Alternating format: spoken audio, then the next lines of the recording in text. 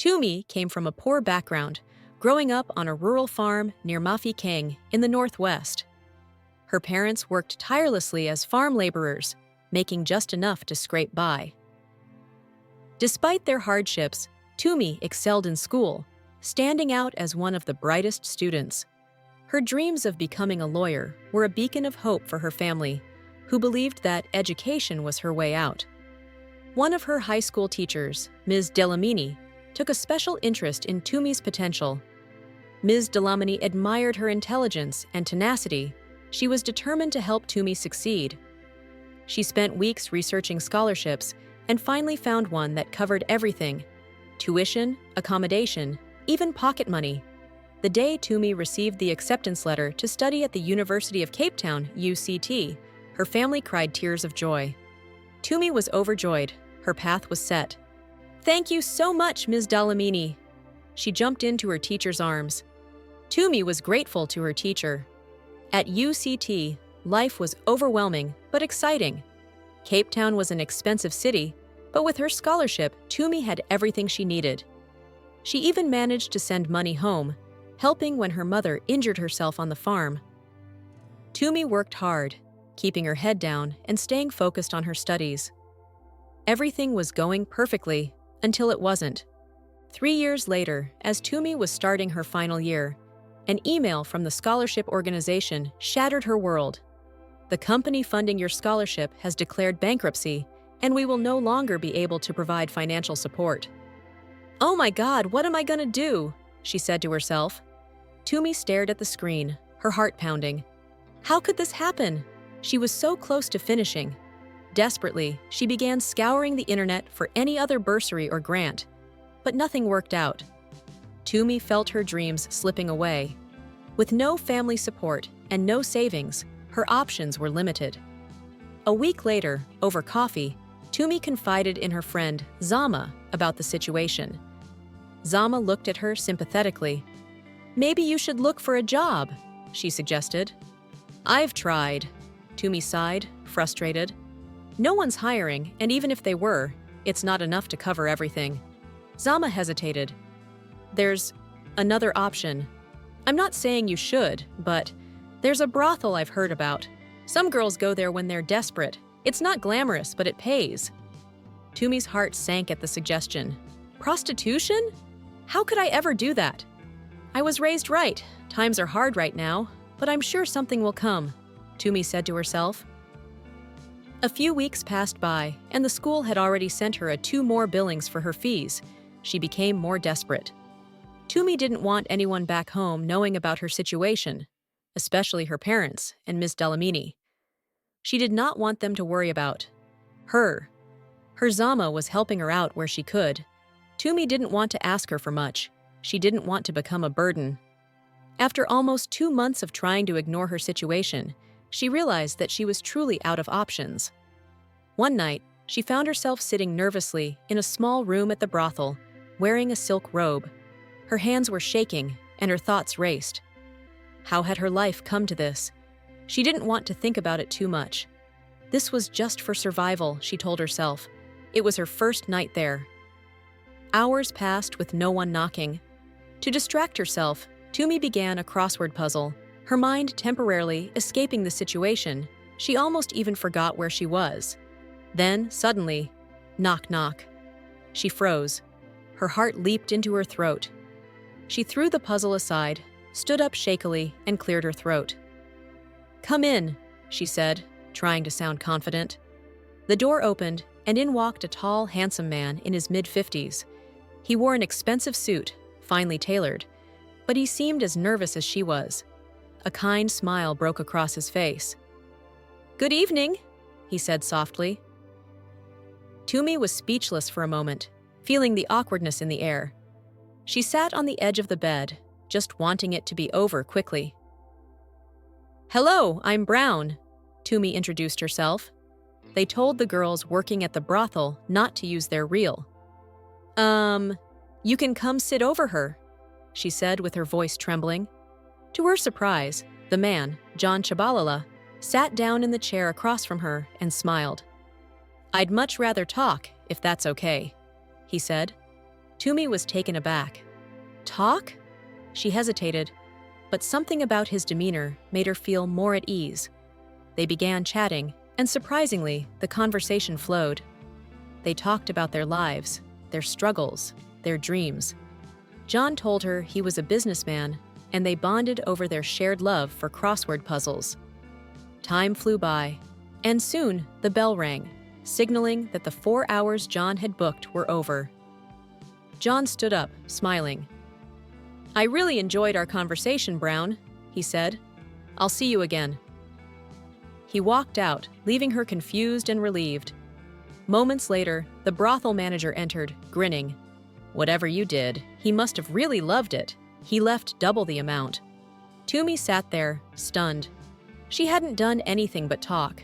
The next night, John returned. This time, he asked her directly, "What are you doing here?" "You're too bright and kind to be in a place like this." Tumi broke down, telling him her whole story for the first time. "I didn't have a choice," she said, her voice shaking. "My scholarship's gone, and I'm out of options."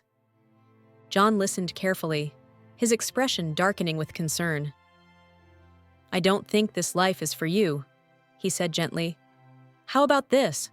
I'll pay you to just spend time with me, no strings attached, and you can balance school and being my therapist." John chuckled. Tumi was stunned. Was this real? The thought of going back to school worry and stress-free made her feel like a weight had been lifted of her shoulders. She gladly accepted. Anything was better than selling her body. She continued her studies while spending time with John.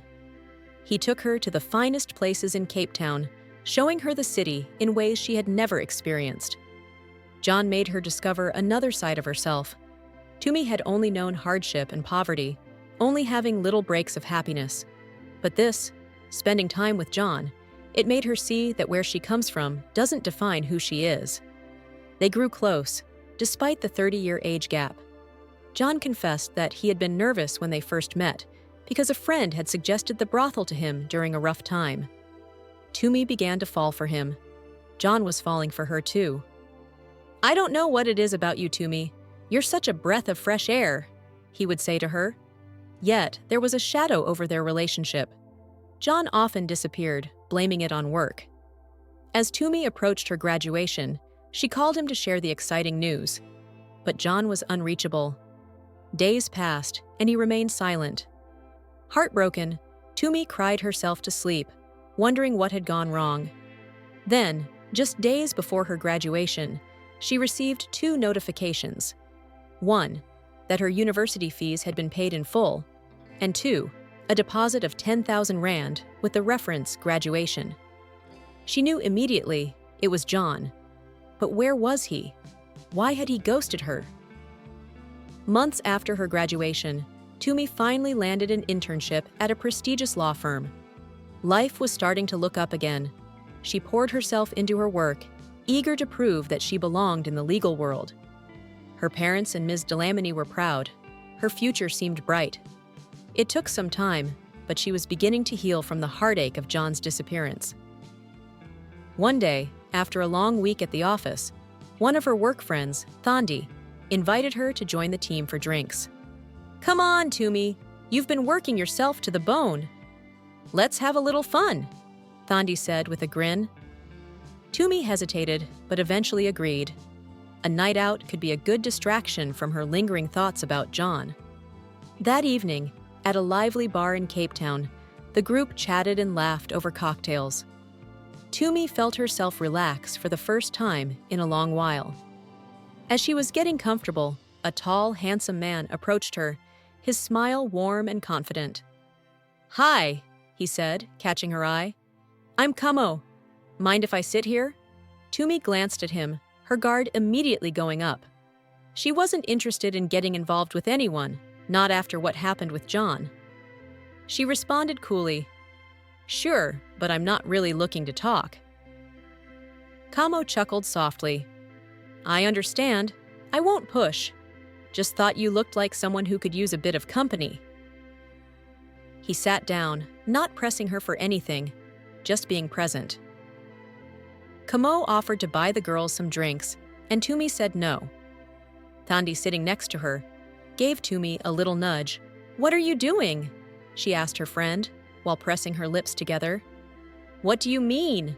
Tumi said, irritated. Thandi smiles at Kamo and waves her hand at Tumi. "Don't mind her," she says to Kamo. "Drinks would be fine, thanks." When Kamo came back with the drinks, and they spent the rest of the night conversating, laughing, and enjoying their time. Tumi found her resolve softening. Kamo was charming, but in a subtle, respectful way. As the night went on, Tumi and Kamo began to talk to each other, and the conversation flowed easily. His humor made her laugh, and for the first time in months, she felt at ease around a man. By the end of the night, Tumi found herself exchanging numbers with him, a little surprised at how comfortable she felt. Over the next few weeks, Kamo and Tumi started spending more time together. He was sweet, thoughtful, and had a lightness about him that made her forget the heaviness of her past. After a few months of dating, it was clear to both of them that they had something special. And as their relationship deepened, Kamo shared something personal with her. One evening, over dinner, Kamo opened up about his mother's death. "She passed away just before I met you," he said quietly. "She'd been sick for a long time, and I was really close to her. I'm still dealing with it, but I think she'd want me to be happy." Tumi reached across the table and squeezed his hand. "I'm sorry, Kamo. I can't imagine how hard that must be." "She was an amazing woman," Kamo said softly. "I wish you could have met her, but I would love for you to meet my father. It's important to me." Tumi hesitated. Meeting his father felt like a big step, but Kamo had been so good to her, and she wanted to support him. "I'd like that," she said, smiling. The following weekend, Tumi dressed modestly for the visit. Kamo's family was wealthy, and she wanted to make a good impression. As they drove to the grand estate, Tumi felt her nerves building. This was a big moment in their relationship, and she hoped everything would go smoothly. When they arrived, Kamo's father was waiting outside the mansion to greet them. But as soon as Tumi stepped out of the car and saw him, her heart dropped into her stomach. Standing there, with a warm smile on his face, was John. For a moment, Tumi couldn't breathe. She stared at him in shock, her mind racing. How was this possible? John, Kamo's father. Her thoughts spiraled as John's face shifted from a welcoming smile to one of recognition, and then guilt. Kamo was oblivious to the tension. He walked up to his father, grinning. "Dad, this is Tumi, the girl I've been telling you about," he said proudly. John's eyes flicked between Tumi and his son. "It's a pleasure to meet you," John said, his voice tight. Tumi felt faint.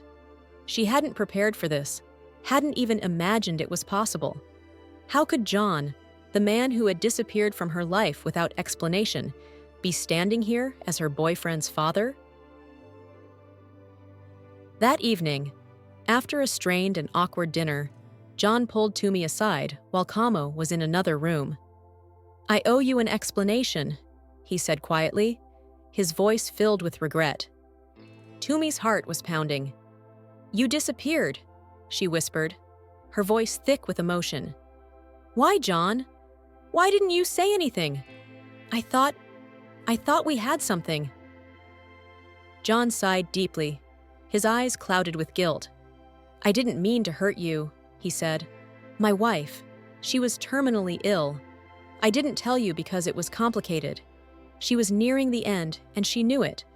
She told me to go and live my life, to find someone who made me happy. But when I met you, I was torn.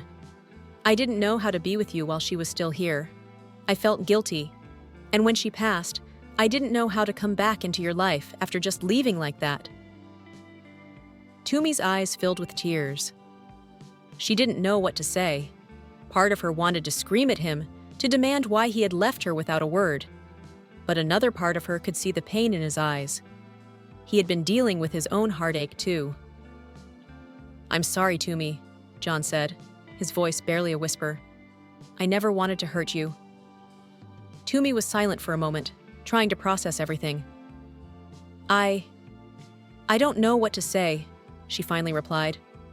"You broke my heart, John, and now I'm with your son." John nodded, looking down. "I know, and I won't stand in your way. Kamo is a good man. You deserve happiness, Tumi. I'm sorry for everything." After the dinner with Kamo's father, Tumi felt her world spiral. She tried to stay composed, but the revelation weighed heavily on her. Each time she looked at Kamo, all she could see was John, the man who had vanished from her life and left her heartbroken. Her thoughts were a whirlwind of confusion, guilt, and hurt. How could she move forward with Kamo, knowing what had happened between her and his father? In the days that followed, Tumi became distant. She still saw Kamo, but the warmth she once felt when they were together seemed to fade. Her heart was caught between the feelings she had once had for John and the growing affection she had for Kamo. Whenever Kamo tried to be close to her, she found herself pulling away, haunted by the memory of that night with John. One evening, as they sat on the couch watching a movie, Kamo noticed her silence. She wasn't laughing at the jokes or snuggling up to him like she usually did. He gently paused the movie and turned to her. "Tumi," he began softly, "is everything okay? You've been distant since we met my dad." Tumi stiffened, her heart racing. She hadn't been ready to confront this, but now the moment was here, staring her in the face. She forced a smile, trying to mask her inner turmoil. "I'm fine," she replied quickly, too quickly. "I've just been stressed about work, that's all." Kamo studied her for a moment, his brow furrowed with concern. "I don't think that's it. You've been different to me. If something's bothering you, you can talk to me. You know that, right?" Tumi looked down at her hands, unable to meet his gaze. How could she tell him? How could she explain the tangled web of emotions she felt without tearing apart everything they had built? "I'm just tired," she said quietly. "It's nothing." Kamo didn't push further, but the worry in his eyes lingered. He could sense something wasn't right, but he didn't know what it was. Meanwhile, John had been thinking about Tumi nonstop. His mind kept drifting back to her, to the connection they once had. Unable to resist, he used his resources to find out where she lived. He didn't know why, but he needed to see her. One evening, John showed up at her apartment. He hesitated for a moment before knocking. When Tumi opened the door, her eyes widened in surprise. "John," she asked, unsure of how to react. "I needed to see you," he said, his voice soft but filled with emotion. Before they could say more, the door opened again. Kamo walked in. He looked between them, his confusion growing as the silence stretched. "What's going on here?" Kamo asked, his voice tense. Tumi's heart raced. She had never planned for Kamo to find out like this. John, however, stepped forward. "Kamo," John began, "there's something you need to know. Before you met Tumi, she and I knew each other." Kamo's face hardened. "What do you mean, Dad?" he asked in confusion. But he listened as John explained the story, how they had met years ago, how he had disappeared because of his wife's illness, and how fate had brought them back into each other's lives. Kamo was quiet for a while, processing everything. He looked at Tumi the whole time. He seemed to be in disbelief. "So, this is him?" he asked. "The man that had made you build a wall around your heart?" Tumi tries to answer him with all her might, but the words just seem to get stuck. John feels her struggle. "It's not her fault, Kamo. "No, Dad. And what about Mom? Mom was sick, and you were out doing God knows what. Kamo, your mom was the one that told me to go to the brothel. She begged me." Kamo took deep breath in, and a wave of calmness came over him. "Is this some star-crossed lovers thing?" he chuckled.